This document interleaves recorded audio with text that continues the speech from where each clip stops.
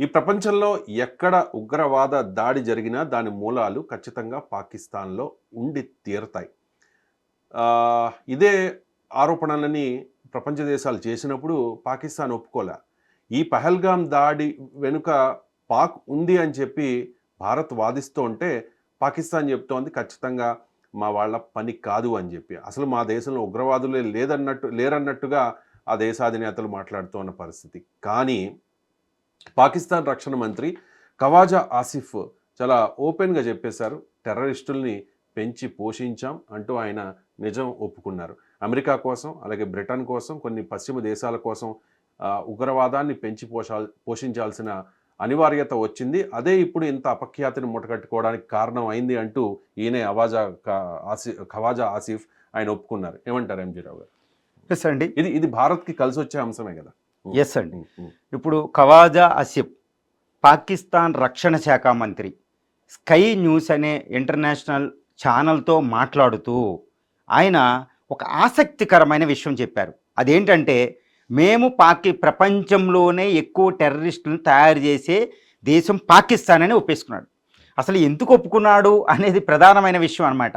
ఇప్పుడు ఎందుకు ఒప్పుకున్నాడంటే, మీరు అన్నట్టు ప్రపంచంలో ఏ టెర్రరిస్ట్ ఇష్యూ జరిగినా, WT 2011లో జరిగిన పాకిస్తాన్ వాళ్ళు ఉన్నారు, లండన్ బాంబింగ్లో పాకిస్తాన్ ఉన్నాడు, ముంబై బాంబింగ్లో పాకిస్తాన్ ఉన్నాడు, స్పెయిన్ రాజధాని మాడ్రిడ్లో జరిగిన పాకిస్తాన్ ఉన్నాడు, ఓస్లోలో జరిగిన పాకిస్తాన్, జపాన్లో జరిగిన, ఆస్ట్రేలియాలో జరిగిన పాకిస్తాన్. ప్రపంచంలో ఎక్కడ ఏ టెర్రరిస్ట్ ఆర్గనైజేషన్ దుర్ఘటన ఇన్సిడెంట్ జరిగినా అక్కడ పాకిస్తాన్ మూలాలు ఉండి తీరుతున్నాయన్నమాట. ఇప్పుడు పెహల్గామ్ అటాక్ జరిగింది. పాకిస్తాన్ అంతా డినై చేయాలన్నమాట. ఒక విచిత్రంగా, this is the art of denial అంటారు. అది డినయల్ అంటే తిరస్కరించడంలో పెద్ద దిట్ట, నటించడంలో పెద్ద దిట్ట పాకిస్తాన్ అన్నమాట. ఇప్పుడు నటించడానికి కూడా అవకాశం లేదు. ఒరే దొంగ అంటే బూడిదగుమ్మ మేమే అన్నట్టు సర్దుకున్నట్టు దొరికింది పాకిస్తాన్లో. ఈ విధంగా ఇప్పుడు ఏమైపోయిందంటే, పాకిస్తాన్ భారతదేశం ఒకటే నిందించడం పహల్గామ్ తర్వాత అండి. ఏంటి, రష్యా నువ్వే అంటుంది, అమెరికా ట్రంప్ నువ్వే అంటున్నాడు, బ్రిటన్ నువ్వే అంటున్నాడు, ఫ్రాన్స్ నువ్వే అంటుంది, ఆస్ట్రేలియా నువ్వే అంటున్నారు, ఈవెన్ సౌదీ అరేబియా కూడా, ట్రంప్కు పుతిన్ అంటోళ్ళు కూడా, వీళ్ళందరూ, ఇజ్రాయెల్ కూడా, వీళ్ళందరూ ఏమంటున్నారు, పాకిస్తాన్ వైపు ఏలెత్తి చూపించకుండా చూపిస్తున్నారు భారతదేశం. ఇంకా ఎలాంటి పరిస్థితి వచ్చిందంటే, నేను కాదు అనడానికి దిక్కులేదు. మళ్ళీ వీడికి ఒక ఆక్రోశం అనమాట. వీడు ఏమంటున్నాడు, రక్షణ శాఖ మంత్రి ఏమంటున్నారంటే, ఈ ఖవాజా గారు ఏమంటున్నారంటే, ఒకప్పుడు మేము టెర్రరిస్టులను తయారు చేసాం. 1979లో సోవియట్ యూనియన్ను ఆఫ్ఘనిస్తాన్ ఆక్రమించేసినప్పుడు ఆఫ్ఘనిస్తాన్ మీరు ఖాళీ చేయడానికి మా సహాయం తీసుకున్నారు, అమెరికా మీరు నా సహాయం తీసుకున్నారు. అప్పుడు మేము బిన్ లాడెన్ లాంటి వాళ్ళని, హిజ్బుల్ ముజాహిద్దీన్ లాంటి తీవ్రవాద సంస్థలను పోషించాం, మీ డబ్బులు మీ ఆయుధాలతోనే కదా. ఈ అజహారు, ఈ వీళ్ళందరినీ మేమే తయారు చేసాం, అది నీ కోసం తయారు చేసాం. అప్పుడు మమ్మల్ని ఉపయోగించుకున్నారు. ఈరోజు మమ్మల్ని టెర్రరిస్ట్ దేశం అంటారా? అదే బ్రిటన్ని తిడుతున్నాడు, పశ్చిమ దేశాలను తిడుతున్నాడు. సో ఇప్పుడు మమ్మల్ని టెర్రరిస్ట్ దేశం అంటారు. కానీ అప్పుడు మా టెర్రరిస్టులు మీరే తయారు చేయమంటే మేము తయారు చేసాం, ఈరోజు మేము అనుభవిస్తున్నాం అని ఒప్పుకున్నాడు అనమాట. అంటే పశ్చిమ దేశాలను తిడుతున్నాడు, అందువల్ల ఆక్రోశంతో అంటున్నాడు అనమాట. ఎందుకంటే ఈ అన్ని దేశాలు భారతదేశానికి హెల్ప్ చేస్తున్నాయి, నువ్వు టెర్రరిస్ట్ దేశం అంటున్నారు. అందుకే ఎల్కే అద్వానీ గారు భారతదేశం ఒక అద్భుతమైన పదాలను ఉపయోగిస్తారన్నమాట. Pakistan is the hotbed of terrorism, Pakistan is the womb of terrorism, Pakistan is the mother of terrorism. ఇది ఒక జన్మస్థలం అనమాట, పుట్టినిల్లు అయిపోయింది. పాకిస్తాన్ అంటే ప్రపంచ అంతర్జాతీయ తీవ్రవాదానికి ఒక పుట్టినిల్లు అయిపోయింది, ఎపీ సెంటర్ లాగా. సో ఇది అనేటప్పుడు ఇంకా ఆక్రోశం కక్కువలాగా వీడు చెప్పేస్తున్నాడు అనమాట. సో ఇది చాలా ఉపయోగం. ఇక మీరు అడిగిన రెండో క్వశ్చన్ ఏంటంటే, భారత్కి ఎలా కలిసి వస్తుంది.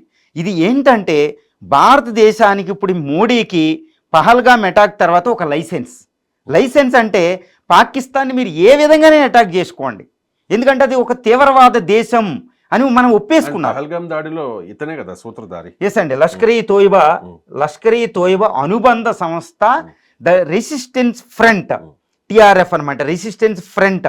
వీడు ఈయన పేరేంటంటే, ఈయన హఫీజ్ మహమ్మద్ హసీఫ్ అనమాట. ఈయన శిష్యుడు, కమాండర్, ఆయన ద రెసిస్టెన్స్ ఫోర్స్ పెట్టాడు. ఈ లష్కర్ ఈ తోయిబా అనేది ఈ చాలా డేంజరస్ ఆర్గనైజేషన్ అండి ఇది. అమెరికా ఏంటి, పశ్చిమ దేశాలు ఏంటి, ఇండియా ఏంటి, ఈవెన్ పాకిస్తాన్ కూడా నిషేధించింది.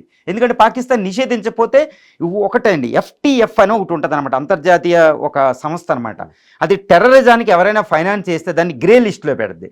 గ్రే లిస్టులో పెడితే దీనికి ఇంకా అంతర్జాతీయ సహాయం ఉండదు. అంతర్జాతీయ సహాయం లేక విలవిల్లాడిపోయిన సందర్భంలో ఆ లిస్టులో పెట్టేది గ్రే లిస్టులో. దాంట్లోంచి బయటికి రావడానికి తాను సృష్టించిన తీవ్రవాద సంస్థనే అది తీవ్రవాద సంస్థ అని చెప్పుకుని బయటకు వచ్చిందనమాట. ఇంకొప్పుడు బయటకు వచ్చింది.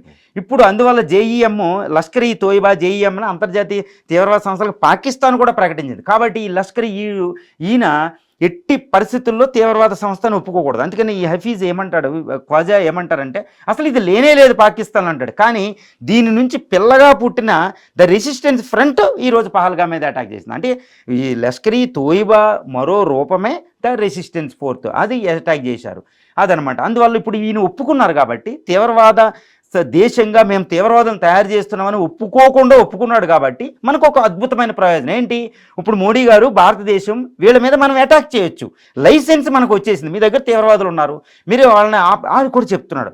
ఈ తీవ్రవాదుల్ని బూమరాంగ్ ఎఫెక్ట్ అంటారనమాట. ఎవడేసిన బాణం వాడికే వచ్చి తగిలినట్టు బూమరాంగ్ ఎఫెక్ట్ అంటారనమాట. మేము 1980 నుంచి 4 దశాబ్దాలుగా టెర్రరిస్టులు తయారు చేస్తున్నాం.